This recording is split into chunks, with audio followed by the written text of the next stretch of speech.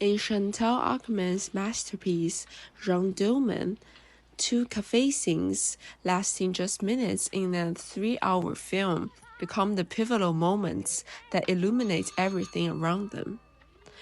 These scenes, seemingly simple on surface, reveal the revolutionary nature of Akerman's cinema.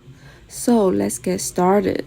As feminist theorist Teresa de Lauretis writes, the space constructed by the film is not only a textual or filmic space of vision, in frame and off, or an off-screen space is still inscribed in images, although not sutured narratively by the reverse shot, but effectively reaching towards the historical and social determinants which define Jeanne's life and place her in her frame.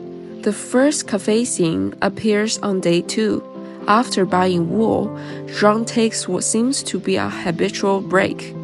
The camera remains completely static as she sits centered in the frame, a rare moment of public solitude.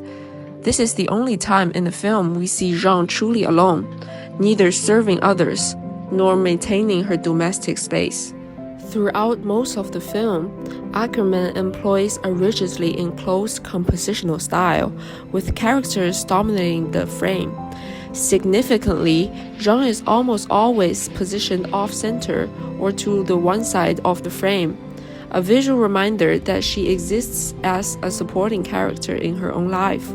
We see this repeatedly in domestic scenes where she serves coffee to her son, her position in the frame reflecting her servient role. But this first cafe scene breaks that pattern dramatically. Here, for a rare moment, Jeanne occupies the center of the frame. This careful compositional choice tells us something profound. This is one of the few moments that truly belongs to her. Even in this moment of leisure, her movements remain precisely controlled, but her central position speaks to a brief claiming of space and self. As de Lauretis observes, what the film constructs, formally and artfully to be sure, is a picture of female experience, of duration, perception, events, relationships, and silence, which feels immediately and unquestionably true. It's the second cafe scene, however, that transforms this space from refuge to crisis point.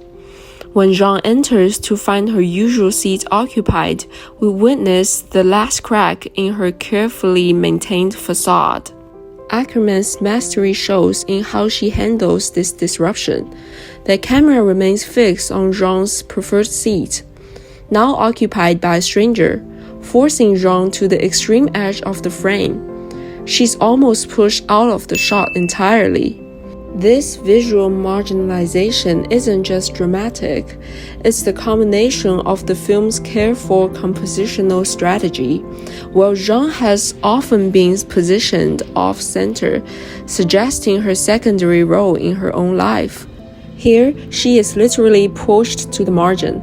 The frame that once accommodated her rigid routines now becomes a space of confinement and displacement. De Lauretis helps us understand why this scene carries such weight. The space constructed by the film, effectively reaching towards the historical and social determinants which define Jeanne's life. The cafe, as a public space, makes visible the social constraints that usually remain hidden in Jeanne's domestic world.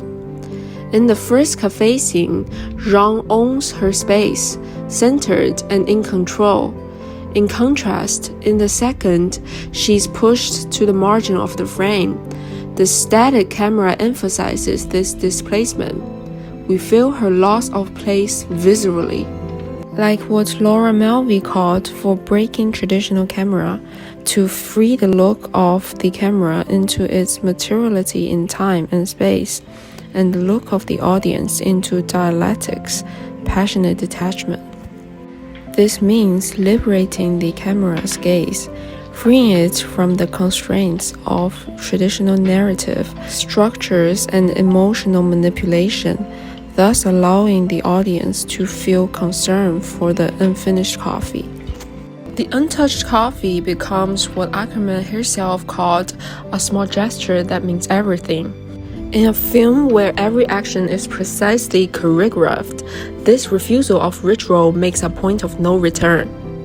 When she abruptly leaves, having never touched her coffee, the cafe scene reveals itself as the hinge point of the entire film.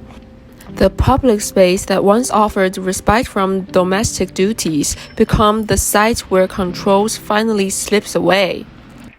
Ackerman's masterful exploration of ritual in Jeanne Dielman stems directly from her observations of Jewish women's lives in her family. Et c'était une manière aussi de vivre d'Europe de l'Est. Et même, je pense que, si vous voulez, le rituel. In her 2009 Criterion interview, she discussed how watching her mother and the three aunts revealed a profound truth about ritual and time. Their lives were strictly segmented by Jewish ceremonies and customs, with each moment designated for specific tasks. Just like Jeanne Dielman, when these women had unstructured time, they didn't know what they were supposed to be doing, and anxiety would set in. By disrupting Jeanne's careful positioning in space, by preventing her from performing her usual ritual, Ackerman shows us what happens to the dreaded moment of undefined time. Je pense, donne une sorte de paix, si vous voulez. Mais c'est pour ça aussi qu'elle fait de faire chaque jour, de savoir chaque jour, à chaque minute, ce qu'elle va faire la minute d'après, donne une forme de paix et fait qu'il n'y a pas de place trop à l'angoisse. The untouched coffee cup becomes a symbol of this disruption of prescribed behavior, this sudden emergence of unstructured time that threats psychological stability.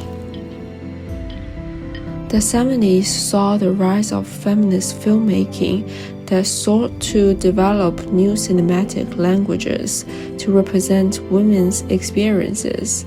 As a landmark of feminist cinema in 1970s, this approach was revolutionary, depicting women's psychological experience not through emotional displays or relationships with men, but through their navigation of time, space, and ritual.